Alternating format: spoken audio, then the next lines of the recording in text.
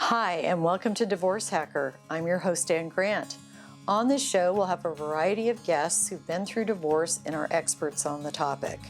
Whether you're thinking about a divorce, in the midst of it, or already divorced, we are here to share our stories with you in the hope that you may relate, learn, process, and overcome whatever you're experiencing in your life.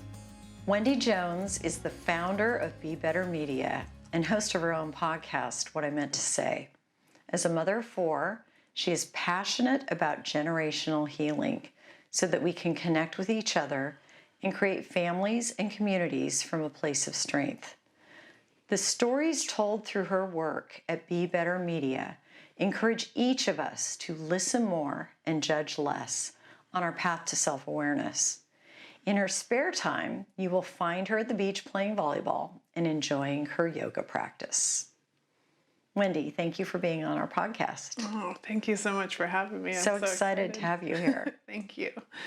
So, generational healing is really what you're about and known for. First of all, can you tell us what that is? Yeah, you know, it's a term that I came up with about 6 years ago when I went through my divorce. And I was looking for answers. And when I started realizing, I knew I needed to heal. And as I started writing, I realized that these stories, part of the reasons that I needed to heal, these stories went further back in my family. Like we're an evolution of all these stories that came before us.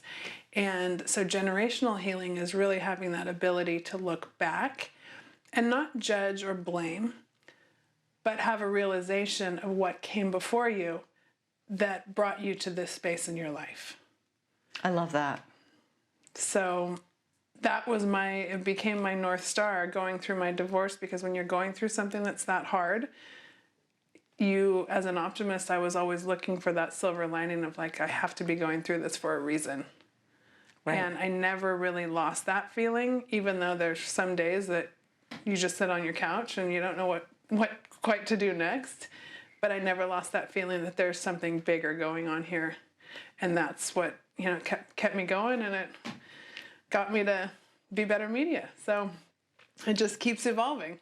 I love this. So let's dig into this. This is similar to my own experience, and I think that what I've observed with the women that I work with, and the men too, is that their ability to come out of divorce and not just survive, but thrive, depends upon their ability to do what you just described, which is look at, for example, divorce as an opportunity. Can you speak a little bit more about specifically, you said that you were writing, but talk to us more about being in that space, going through a divorce. I know that you have 4 children. Specifically, give us some tools that those who are watching can implement as they're facing their fears on this journey of being in a divorce situation. Yeah, I mean, it can be a really scary time. And I can't say I saw it coming for a long time, but I definitely saw it coming for maybe 6 to 8 months before everything really fell apart. And I had always been a journaler. And then I look back, and there was a time that I had stopped writing. It was like I didn't want to really confront what was going on. And you just kind of sweep it under the rug, and you keep, shuffling your kids around and making dinner and doing that kind of stuff. But I had stopped writing. And I went through, my separation started in May of 2016. I started writing again in March of 2016. And I realized, oh gosh, something's about to go down. And when I started writing again, I really realized that I saw what was happening. And I felt myself coming back. And so one of the things I think you can do, I think journaling is an incredibly healing thing that we can undertake, and it feels really scary, but you can start so small. You can just even start like with 2 sentences a day. This is how I'm feeling today. Like, it doesn't have to be this big flowery, you don't have to wrap it all up and figure it all out in one journal entry, but just to write and then to have that to go back to as you go through whatever you're about to experience.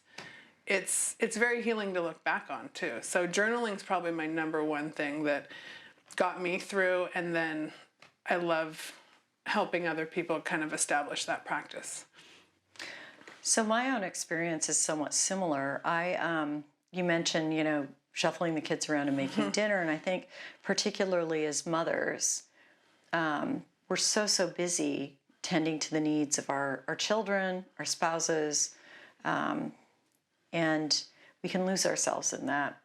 And what I've observed with the people that I work with is sort of this willful blindness, this being in denial. The red flags are flying that the marriage isn't working for a plethora of reasons. Either, often wanting, in my case, I wanted to maintain our family.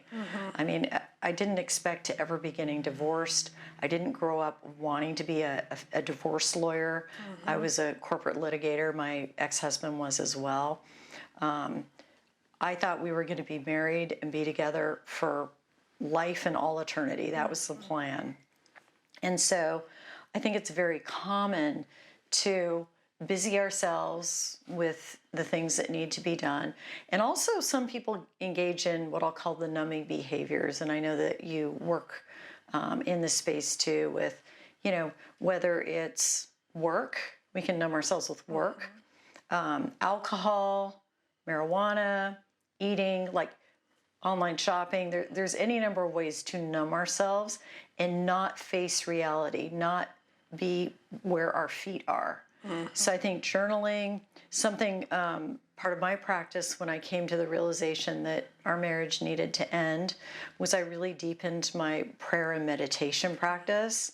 And I still to this day will do that along with journaling pretty much every morning. Yeah. Reading the masters, whether it's Eckhart Tolle, or books like yours that you've written. Thank you. So that I'm grounded. And then some of the other practices that I've developed that sort of flowed naturally from that are yoga, which is a moving meditation. I think you're a yogi. Yes.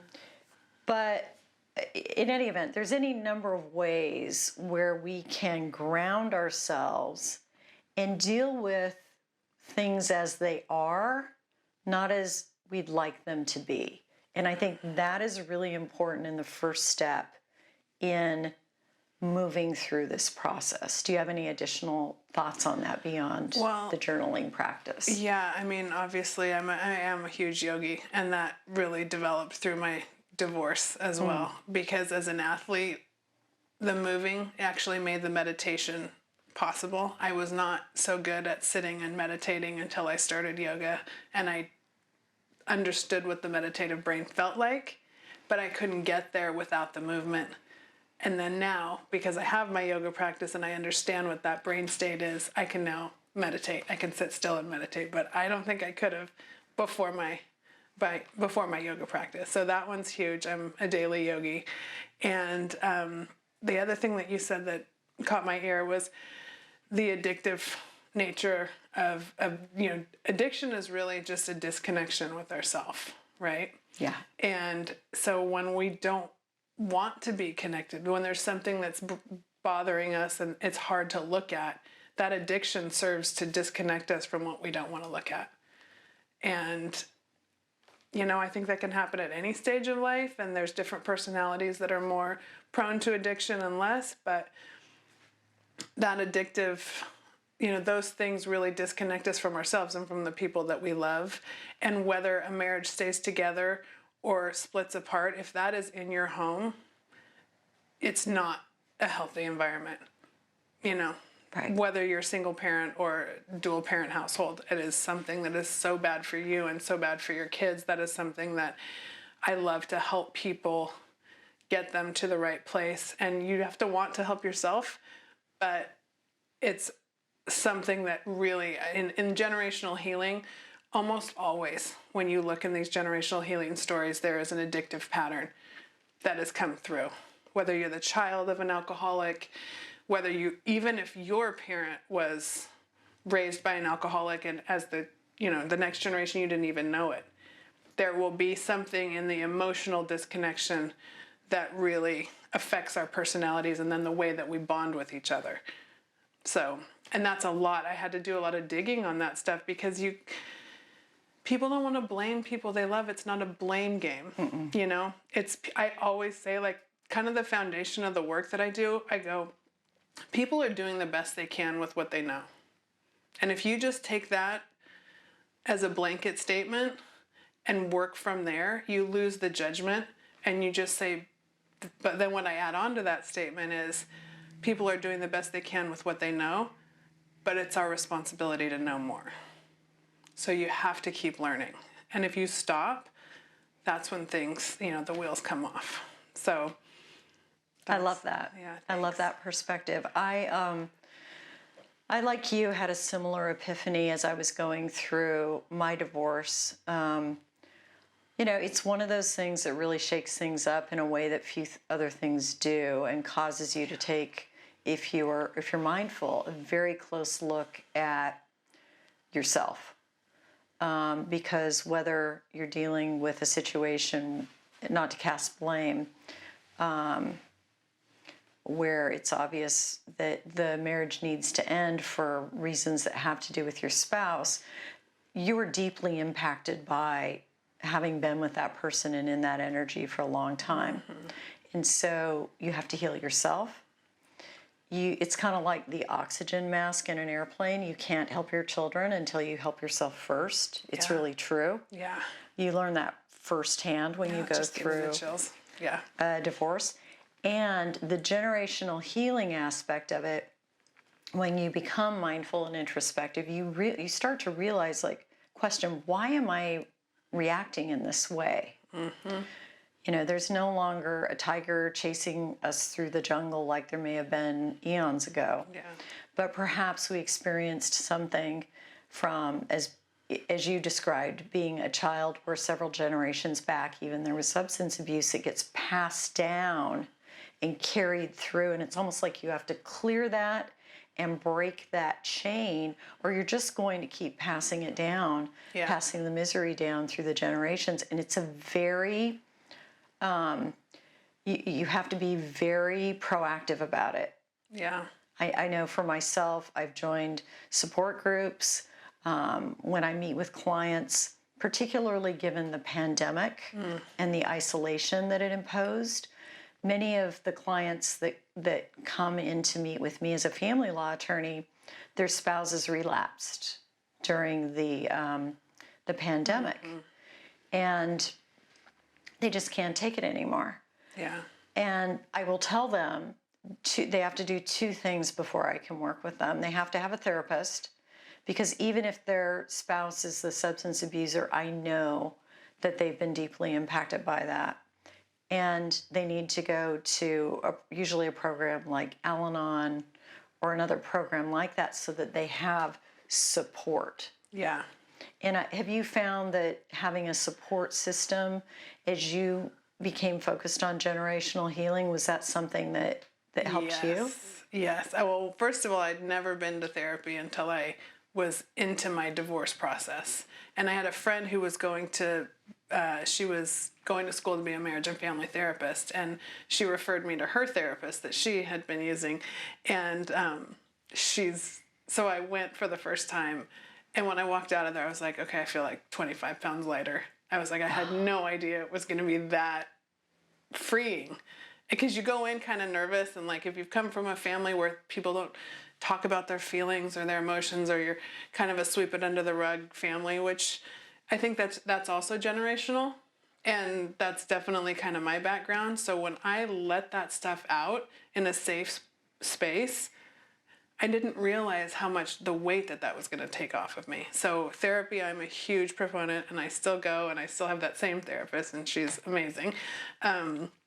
And I've been to Al-Anon meetings. I've been to AA meetings, just to hear the perspectives of the addictive process and the impact that it has on people and their families. And then through my podcast, as I start to talk to people who are on these healing journeys, that's been so eye-opening, because now I've talked to people that have really transformed in the ways that I've always believed were possible. But then when you see it, like when you look in someone's eyes and you're like, wow, to hear their whole story and see where they are today, whether, through addiction, through, PTSD, all the things that we face as human beings, because nobody's, everybody's going to experience some trauma in their life, right? Yeah. And learning not to compare our trauma and then just listen to other people, it really is just that space of human connection and that's where we heal. So, I think as we listen to those stories, we get more comfortable to tell our own. And so I think there's something, actually, I had someone on my podcast, and it was about, there's a term called narrative medicine. And it's being studied at Columbia University. And it's really that concept of the support group. And what it takes is people who are willing to tell their story and people who are actively listening.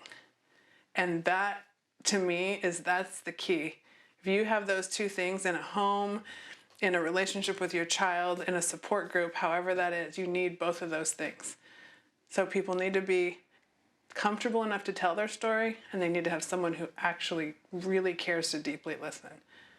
And all kinds of healing happens in that space.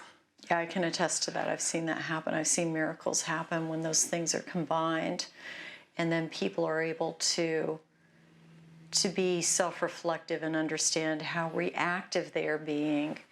I had that experience where during my divorce, I found that I had this feeling in the pit of my stomach, which for those of us who practice yoga would be the solar plexus. The solar plexus. Yeah. That's your power chakra. And it just felt sick all the time.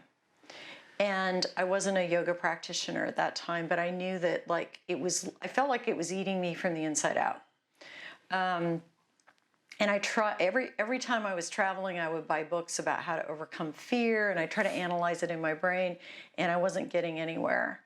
And so through working with a therapist who practiced somatic therapy, which is about getting to, the feelings that are in your body, and through some other work that I've done, I realized how reactive I had been to situations based on some things that had happened in my childhood. Yeah. And it just wasn't serving me. And so through this practice of having a support group, therapist, like you said, active listening from people who really understand, it's a tremendously freeing experience. And then you have so much energy available to show up fully for your children, to create a podcast, to find your purpose and meaning in life, which is the key to, being happy and being fulfilled. Yeah. So let's talk for a minute. I know that you have 4 children. Let's talk a little bit about, in your own divorce, what was it like to step out of a marriage and be on your own as a single mom with 4 children? First, what were their ages at the time of your divorce? So my oldest was 16, so there's 7 years between them. So they were 16 to 9. And so that's a pretty good span of different, you're kind of dealing with different mentalities, obviously. And different so schools, 16, 15, driving them to different locations. Yeah, at some points I had 4 kids in 4 different schools. Yeah. Grateful, Hermosa's small, so that they were, but still 4 kids in 4 different schools. And it was scary. That's the first word. It's terrifying. Yeah. It was absolutely. It's just terrifying. Yeah. It doesn't pencil out. I have 3 kids, 3 kids in 3 different schools. Yeah. They're not driving yet. There is no physical way I can get them where they need to be and get to the courthouse. Yeah. I'm sure you had the same experience. Well, so what did you do? I was terrified because I had been a stay-at-home mom since my 3rd was born. So that was about 14, 15 years at that point. And so there was what am I going to do? I'm living in the South Bay. I have an ag business degree. If you haven't noticed, there's not a whole lot of agriculture around where we live. So I'm but I knew I was a good writer. So I started digging into the things that I was good at, and gratefully had enough cushion to figure some things out. And I've always been very grateful for that, because even though the financial part is scary no matter what, but getting back to what I was doing for them, it was like I really had to get my feet on the ground. And one of the things that I've noticed, something that I look back on that I did for probably like maybe 3 months after he left, I was trying to make everything okay. And all of a sudden I'm standing in my kitchen one day and I'm like, this is not sustainable. Like, I'm literally gonna have a nervous breakdown. Yeah. Because you think you're like, oh, I'm gonna fix it. You can't fix it. Right. Like, you can't fix it. You have to find a new normal. Yeah. And the one thing I will say that very quickly I figured out was like, it was very freeing to do things my way. Yes. Yes. And be a little more like, the milk spilled. Who cares? Like, right. It's fine. Like, everything, like, you have to learn to come down and like let it be a little bit messy. And just as long as your kids feel safe. Right. You cannot you will perfectionist yourself to death. Let's pause for a moment. I just want to take a beat, because everything you just said is so, so important. And I had a very similar experience. And I think we don't talk about this enough. So like you, I wasn't working at the time that we split up. After I had my third child, I had been traveling a lot for my work prior to that and decided it was untenable. And our marriage was going to fall apart. So I stopped working. So the worst case scenario I think that could be possible in one of these situations happened, which is I wasn't working, realized we needed to get divorced. My dad had been helping us a lot, who lived close by, 3 kids, 3 different schools. He passed away. And then the law firm where I had practiced law dissolved. So like you, what am I going to do? And also just a perfectionist. If if we look at our history, probably it's similar in that that's one of the things that comes out of the generational stuff. So we're perfectionists. I know, you were a volleyball player and all these things. And here we are in this situation. We thought our life course was set, and all of a sudden it comes apart, and you can't be perfect. No. It's impossible. And like you, it broke me, and it saved me. Yeah. Because it's okay. Yeah. It's better to be real. The spilled milk doesn't matter. And it causes you to really, from 30,000 feet, reassess, like, how am I going to do life? Yeah. And we had to figure it out. We were forced to come up with solutions. Yeah. So what were some of the solutions that you came up with spilled milk, 3 kids, not working? Well, how'd you get through that? The one thing I will say, and I've told a lot of people this, from right out of the gate, from that summer, that first summer where I was on my own with them, and I was like, okay, there's 3 things I'm going to do for myself every week. And I live close to the beach. I was like, I'm going to get in the water every day. I'm going to go to yoga 5 times a week. And I'm going to go to church on Sunday. Oh, I love this. I have chills. I love this. And I was like, if I can do those out 3 things. For yourself, though. Yeah. You weren't so worried about, you had, and when I talk about in my book, in every chapter I talk about wellness, but really it's about what you just described. You have to take care of yourself, or you can't take care of anybody else. Yeah. And I knew what they needed was consistency. Right. And I'm like, okay, if they can see consistency from me, which I'm grateful that's always been something that comes naturally to my personality. Like I like order, I like calm, I like keeping things, and granted, I mean, Ashley can attest, my ADD is off the charts, but I really do like order. So I just did those 3 things, and then out of those 3 things, that kept me grounded, and I could do what they needed.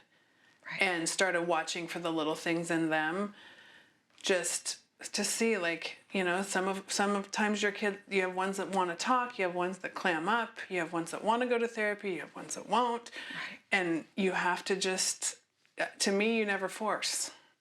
Like it's parenting's like that. You really have to watch for their personalities, and yeah, there's that sense of order and rules and stuff, but you don't treat them different, but you connect with them differently. Right. You meet them where they are. So we started watching all that, and it was a time. I mean, I look back on that, but I also look, and what I was going to say is my kids started becoming more responsible for their own stuff. And the things that you're really scared of, and that, like, yeah, my kids are not going to be switching houses, and I don't want to shuffle bags back and forth, and all that stuff is scary. But when you start to see them kind of taking ownership of their own little lives, as long as you're supporting them, that's what the hard stuff is, what makes them great. Right. And parenting them through the hard stuff is what actually makes parenting great. That's true. That's really important. So let's talk about this. I agree with you 110,000%. So I think a lot of times people will avoid divorce because they want to maintain their lifestyle. They don't want to rock the boat. They don't want things to be hard. Yeah. And yet, discomfort and moving through discomfort is how we evolve. That's a much bigger concept, but never is it more true than when you have 3 children, there's spilled milk, you don't have a job to turn to, and you've got to figure out a way to move forward in your life, and you have 3 young children or 4 young children, or in my case, 3 that are dependent on you. Yeah. It makes you mentally strong. You figured out a way to still be physically strong, to set that example for them, and to give them the opportunity to trust that they would find their way. And how are they doing now? What have their challenges been? And how, when we look at through this prism of divorce that happened a number of years ago, how did this benefit them as young adults? Well, it's interesting because one of the moments I look back on in my own evolution of, like, oh gosh, something needs to change, was when you start to watch your kids create, they're copying you, right? They're modeling whatever habits and ways you're dealing with other people. And I remember looking and seeing my oldest daughter start to be like that people pleaser, that where you're giving too much of yourself without taking care of yourself, and you're pleasing so to fill your self-worth, right? To like, other people are going to give you that validation, and somehow that's going to make you feel better. And I was definitely one of those people. And I watched her start to do that with her dad. And I was like, I remember watching it from across the kitchen, and I thinking, it's one thing for me to do that. I don't want her doing that. And I never saw it before. And that realization, it pushed me into that place where I was like, yeah, something's wrong here. And so now fast forward 6-7 years, and they're strong. Like, they've been through some really hard things, but those hard things, and my daughter and I my oldest and I are very close. We're all very close, but they're all pursuing their passions. One's graduating from college in May. My other one's a junior at Stanford. He's playing volleyball. My third born is headed to Hofstra next year, and she just finished her theater run and is going to be a film major at Hofstra. So she's got this amazing creativity and gets a lot of her emotional angst that comes out in her theater performances, and you're like, wow, look at that. And then my fourth he's a freshman at Redondo, and he worries a lot. So as I think when, just from my experience, when you go through this upheaval at a younger age, he was 9 going in 10 when we were splitting, there's a lot that they don't understand maybe. And so I'm starting to unearth that stuff with him at like 15 going on 16. And a lot of it will come out through just watching TV together, you know? And I'm not a TV watcher, but I'm like, oh, this is somewhere we can connect.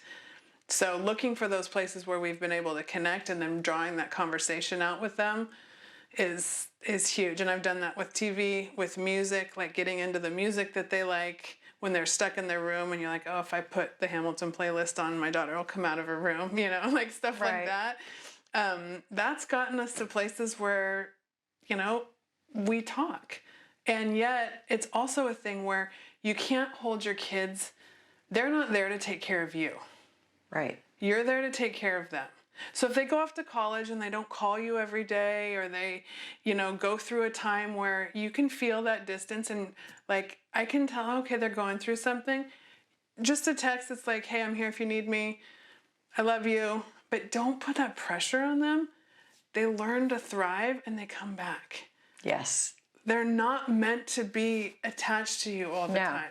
We're the window. Right? We're the window. I love that. And I love, you're such a shining example of good single parenting. The fact, you know, that your children are moving forward with their lives in many different ways, in different directions, is evidence of what a great job you've done. And I want to go back and touch on this people pleasing. So in my experience, what I have come to learn is that is something, you know, when we talk about generational healing, that definitely happens particularly in young women, usually right around the age of 15 when they hit puberty. Absolutely. And I mean, it typically happens for almost all young women, but I think that when we're going through a divorce, it's like putting a magnifying glass on this people-pleasing tendency, particularly with daughters of divorce. I've witnessed this in my own family. I witness this with my clients, and I think it's something that requires more attention. So people-pleasing, as you noted, is something that results from lack of, well, from what I understand, lack of self-confidence. And you see it a lot in girls, adolescent girls, preteens, middle schoolers, with their dads. And then you start to see a variety of other issues arise if it's not dealt with. What are your thoughts? It sounds like you and your daughter, you've facilitated and supported her in working through that. Since it's such a prevalent issue and it can be so problematic, what are some specific tools or advice you would have to mothers in this situation so we can be supportive of our daughters when we see this happening? Yeah, I think it's hard, particularly in split families, if that father-daughter relationship isn't strong, or they're wrestling with that, you know, wanting that love and that really that unconditional love of like, no matter what I do, like I have this safe place to land. And they need that, and daughters really need that from their dads. They really do. And if they don't have it, that people pleasing, I think, arises even more. And I don't think parents don't know, and this is part of that self-awareness process, they don't know that they're not giving what their child needs. It's not like, I don't think most parents go out and say, I'm trying to hurt my child. No. It's like a lack of emotional awareness of what that child needs. Right. And they're still children. And the thing is, even, and you and I have talked about this, like adult children are still your children, right? Yeah. And you're always going to love them just like you loved that tiny little baby. Like it doesn't change. And the thing I would say is like really to have that relationship with your child, you have to look at yourself. And if you're not able to look at yourself in the mirror and realize like what, and this is where the generational healing comes in, it's not a blame, but what went on in your childhood. If something's missing for you, you have to go figure out how to fill that bucket so that you can give it to your child. So if you didn't have the emotional support, you might then go model that like you don't know how to give it. But that's where the therapy comes in, the somatic healing, the, you know, going back and looking at what happened and then realizing like, how can I change it? And it's a very conscious effort. Otherwise our subconscious takes over and we repeat the pattern. Right. Right? So, I mean, it's encouraging communication. I would say, like, I would always encourage my kids to have a good relationship, like ask the question, go talk to your dad, have that conversation. But if it doesn't go the way that you want it to go, if it doesn't feel good, like, come back and talk to me. I love that. Yeah. Because, Right. I mean, sometimes our spouses or ex-spouses are not as evolved as we would hope that they would be, or they may have other priorities. So it's like a setup for a daughter sometimes. Yeah. And so I think it's super challenging and really important to shine a light on this, because what I found is, for a number of years I was sort of like the mom and the dad, in that I really carried both those roles, which of course is a lot to carry. And I think that to some extent, my children did, well, let me put it this way. In the work that I do now, I strongly encourage my clients to do whatever they can to facilitate a relationship with the other parent, and really employ a lot of support around co-parenting when it's appropriate. There are times when it's not, and I'll talk about that, and we can talk about that in a moment, but when it's appropriate, because the long-term effect of estranging daughters from their fathers is significant. Oh, yeah. And we see that in this whole generational aspect. It just it creates PTSD, people pleasing, and it just gets passed down over and over again and creates so much disharmony and dysfunction. In my practice, I mean, there's certainly instances where, if one parent is unwilling or unable to show up in an appropriate way, then the other parent really has to take on the responsibility of kind of being mom and dad. Yeah. But there again, I think, as you were saying, if we can provide support for women or men that are in that parenting situation, and help them know that they're not alone, and give them the tools, some of which we've talked about today, that can be invaluable. Well, and it's also like, it's accepting too that, like, two houses, they can be different, and it can be okay. And then letting your kids see the difference and letting them gravitate to what feels good to them, and not being threatened by what's going on. Like, if you're strong in yourself and you are confident in the way you're doing things, it can be done differently in the other home, and it doesn't have to threaten your sense of security, where all that, like, your insecurities are going to come out, and then that's when you start judging and blaming and, all of that. It's like, oh no, this is how we do it here. I love that. I mean, because one of the things that can come out of where there's generational suffering, which is the opposite of generational healing, is being controlling. And divorce is where these power struggles happen, and a lot of times I will have clients that will not want their children to go to their ex-husband's home, or when they're in the middle of separating, the husband's home, because he doesn't have the same bedtimes, or he doesn't feed them the same foods, or they'll come to me and want me to go to court because they want their kids to be vegan and he doesn't, and I have to explain to them the judge doesn't care. He just wants he just wants them to get fed. So I like your approach and your mindset that it's okay.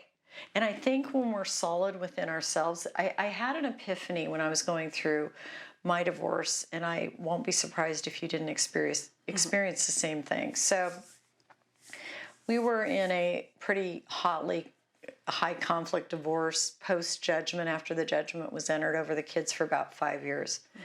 About 5 years into it, we've been in court pretty much every 6 weeks. I just decided, I'm not doing this anymore. This is like destroying my kids. I can't get my own practice off the ground because this is a full-time job. Too much energy. Right. We got to change something. This is when I have my epiphany. My children at the time were 7 and 11. This is, as a family law attorney now, I realize this is so unorthodox. But I just called my ex-husband up. I was like, let's just let the kids decide. We were set to go to trial. It's like, let them decide. He's like, okay. So I was confident enough that I was showing up for them in an appropriate way, that I wasn't going to lose them Yeah. to, which I wasn't worried about. Yes. And what actually ended up happening, as you pointed out, is they gravitated to where they needed to be. Yeah. They got what they needed to get. It freed me up then to have my own life, take care of myself, Yes. start my practice. And so I think a really important message to share with the people that are listening and watching this podcast is you don't have to be so worried about controlling or losing power in these situations with your children. They're going to go to where the love is. Yeah. And if you show up with love and you're there for them, and like you said at the beginning, the number one thing to children of all ages is feeling safe. That's all they care about. Yeah. And they love both their parents. Yeah. They don't need to know how the sausage got made, as my dad used to say, or who did what. It's irrelevant to them, and they shouldn't be brought into that. All they need to know is that they're loved and they're safe. Yeah. And if we provide that for them, they'll spend their time where they need to be to get what they need to get. Has that been your experience? Completely. And it's like, especially as they get older through their teenage years, and like, you start to have drivers and they can drive across town or whatever. I mean, my ex and I don't live very far from each other. And my kids started to, like, hey, can I stay at Dad's tonight? Sure. As long as I know you're in and you're safe, no problem. It worked for him that night. I don't know if there was something going on the walk street or they're like, but I also, like, you have that relationship. And obviously, if you know something, if they're trying to pull one over on you, your parenting instincts will kick in. But don't make it about yourself. Oh, so why doesn't she want to come home here? Don't That's even so ask the important. question. Yeah. Like, as long as they're in and they're safe, I'm like, yeah, you're good. I never have wanted them to feel guilty about having that relationship with their dad. That's what they need. That's what they want. That's what kids, they crave that. I am not their dad. So if they can have a healthy relationship with their dad, please. It's so much better for them. And so basically it just comes down to like, don't weaponize your children. Right. Which is just like, that sounds so harsh, but in the end, if you're going back and forth to court and trying to control the diet and the bedtime and that they have to do this activity. Now, I do things that are different at my house than would go on of, that maybe he wouldn't choose. But I have 50% of the time to do things the way that I want to do them, that I think is good for them. That's good enough, I mean, that I prefer to be, and this is a kind of a spin on co-parenting.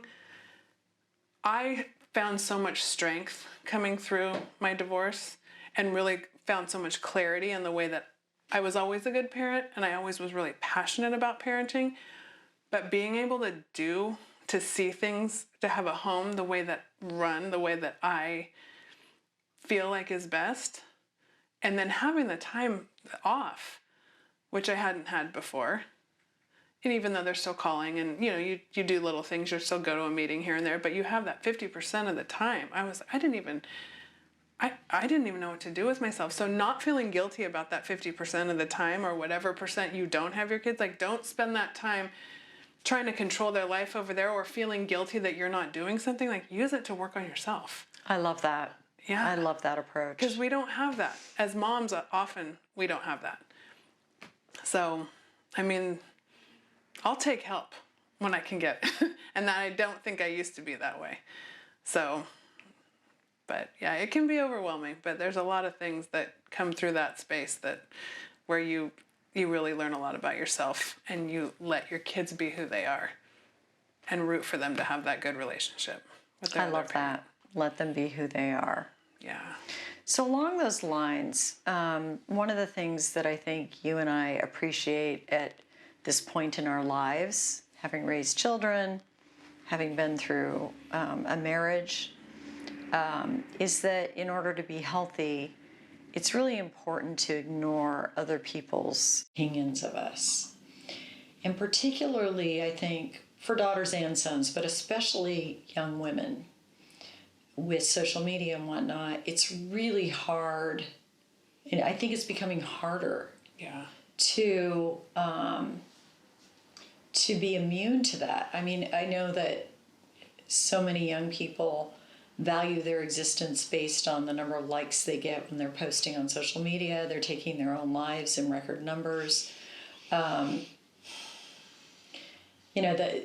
effects of social media, on the one hand, you and I both use it to build our businesses. So like anything, there's two sides to every coin. It's a wonderful, wonderful gift. Yeah. It's how we get our message out. But on the flip side, what are your thoughts raising for young people with respect to social media, and how can we support them in having a healthy relationship with it? I mean, it's such a huge question today, and the way that it's all come on, and then going through the pandemic, and then having that time where we were so disconnected from each other, and maybe it became even more of a tool when everybody was off in their houses and not being able to really connect in person. I think what we're seeing now is an explosion of kind of the what you're describing, because they do put so much value in their virtual life. And you'll see it. I mean, like, but school buses are quiet now. Like a car ride of kids that used to be rowdy, everybody's quiet, and they're probably Snapchatting with the kid next to them. You know what I mean? Sending their face back and forth. It's to be giving that to such young kids. I am really worried about that, because my kids are just old enough that they didn't really come on until they were, in high school, maybe my youngest. But I think it goes back to it goes back to slowing down and having those conversations and creating places to have the conversation. But those relationships that you build, what probably scares me the most now is like when I see little kids in a stroller and now they're holding, so that's going to go straight into social media, and that validation that's coming from the phone rather than from the parent, or that connection that you started, because you have to build it from when they're little. Right. You can't all of a sudden come in when they're 16 and say, hey, those likes don't matter. You should listen to, what I say. Like, that connection needs to be built from when they're young. Right. And I always tell this to people, like, I remember when my kids were little and I'm tall, I would get down and like look in their eyes. Yeah. And I still remember that's one of my best memories of just being able to talk to them on that level. Yep. It's so important. Yeah. And now there's tech everywhere. So I think this problem's only going to get worse if we don't really create spaces where we can connect, which is what I love about the storytelling venture that, I've started, is we have to be able to have long form conversations with our kids. Right. And whether that's happening around the dinner table, it's happening in the car on the way to practice, they have to be able to trust you. And again, that goes back to that consistency. Like, they got to know what they can expect from you. Mm-hmm. And so if they know what they can expect from you, and they know that you're going to show up for them, they will trust, even though you're going to go through your teenage ups and downs, and they're going to go through their stuff. But one thing I've said to my kids, all of them in the last week, if you're having a hard time, will you please come talk to me? Because if you read the news out there, it's terrifying. If you hear young kids talk on a Zoom, like we've been working with some volleyball teams, there's a fear out there there's a fear of failure. There's a fear of not being liked. It comes through in every conversation. Mm-hmm. And they want to know how do you handle the hard moments? Those are the questions I'm hearing from young kids. Like, what did you do when this bad thing happened? Or what should I do? You have to have those conversations with them. And that's... You mentioned before we started our discussion today that your youngest, your son, surfs. Yeah. And I had the opportunity to go to Costa Rica with my daughter a few weeks ago and learned how to surf. And, being in that setting where we can't use our phones, whether it's on a surfboard or in a yoga class or these experiences in nature where, we have to, when we were in Costa Rica, we were kind of off the grid. So I just put my phone away. Yeah. I came out of there feeling, and many of the people, other folks that were on our yoga retreat expressed the same thing.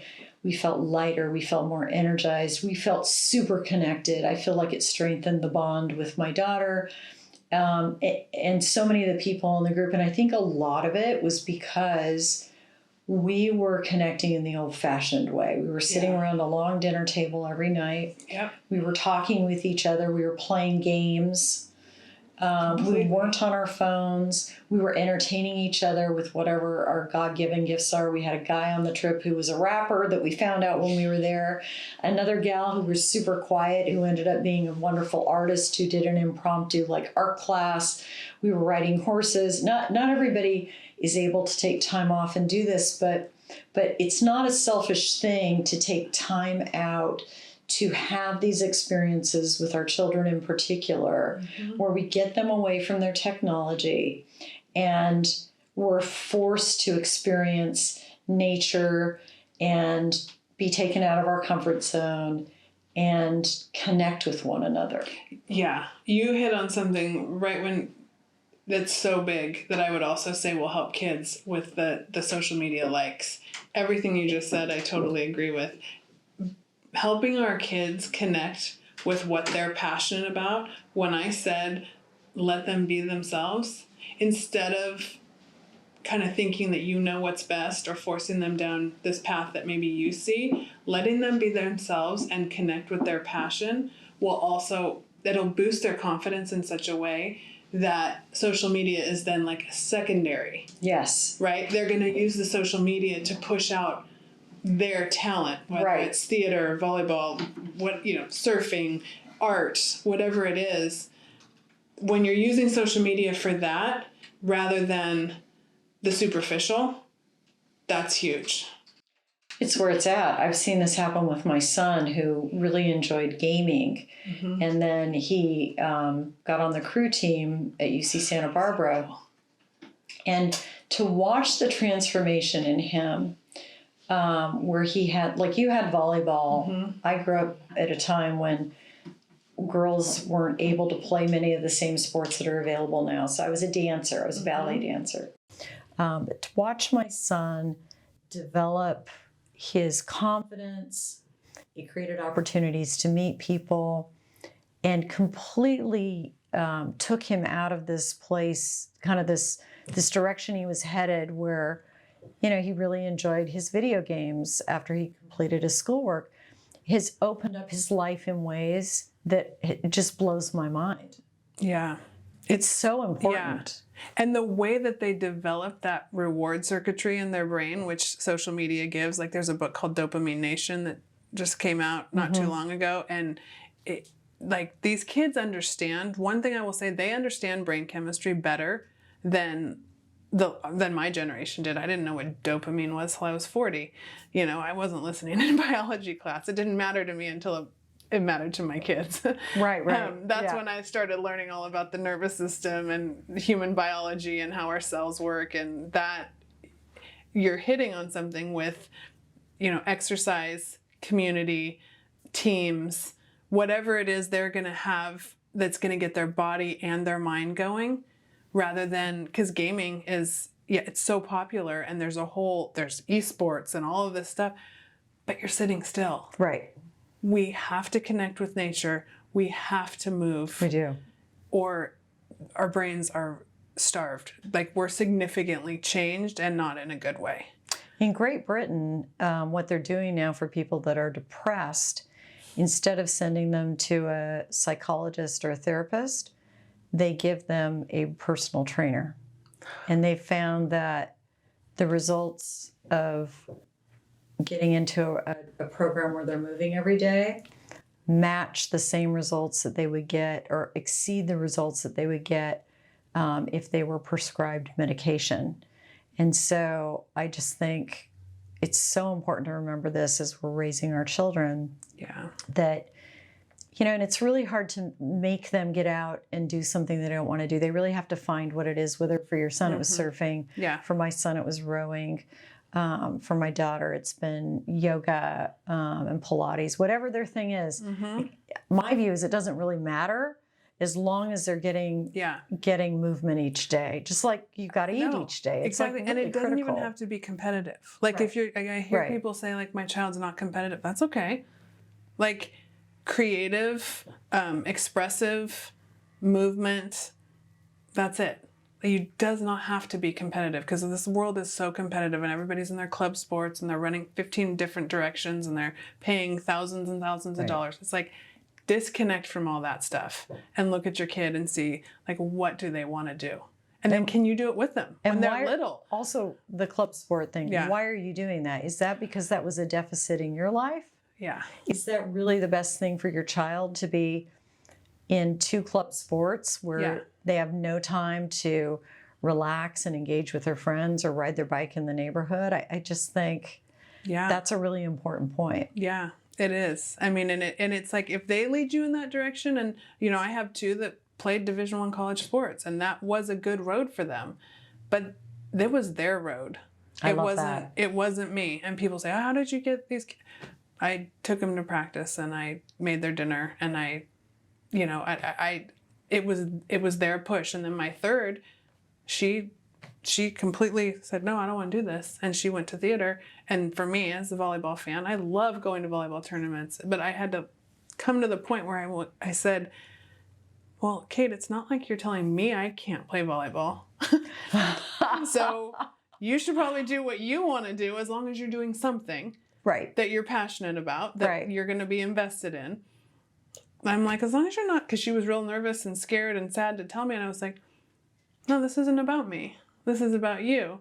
And then I'm going to go out and play volleyball, and you're going to go do your theater, and I love it all. That. So that's amazing. You're such an example for all of us, and particularly, I think, for women and men who are contemplating or going through divorce and facing some of these. They're frightened, they're scared, and have questions. I really appreciate what you've been able to share with us about, especially your parenting through that process. Thank you. It's a gift. So, Wendy, I ask all of my guests 3 questions, and they are: first, what did you learn from your divorce? That there's no perfect path. That the authentic path looks different for everybody. And there are ways to be happy in every type of situation if you're willing to go inward. And what did you do during and after your divorce that was supportive for your children? It's that presence. It's, there's a lot of things in single life that will start to pull you away. And the thing I have always told my kids, once you are a parent, you don't come first anymore. So when you start to go through this and you feel like you're having your second, this stuff's coming up in you, and you're dating, or you're like really coming back to, you really still have to give them what they need first. And that's that consistency. And third, what would you advise women who are going through divorce? Keep going. It's not always going to feel like this. And the evolution it's your growth. It's a path that's going to make you know yourself better, help you know yourself better, and just keep going, because every day feels different, and some days are going to feel awful. But more and more, as you evolve through it, you get a truer sense of yourself, and everything's going to be okay. I love that. Thank you so much for joining me today. Oh, thank you for having me. I've really enjoyed our conversation, and I know that our listeners and those who are watching are going to walk away from this with so much love and support, and a real example of how to be in a really tough situation. And I think that's what our viewers and those who are tuned in, they need to see that. Thank you. Well, thank you for seeing that in me, and I appreciate the connection we've had for a couple of years. So I'm really glad we got to this conversation, and I'm excited to see what happens with your podcast, because it's going to be awesome. Thanks. Yeah.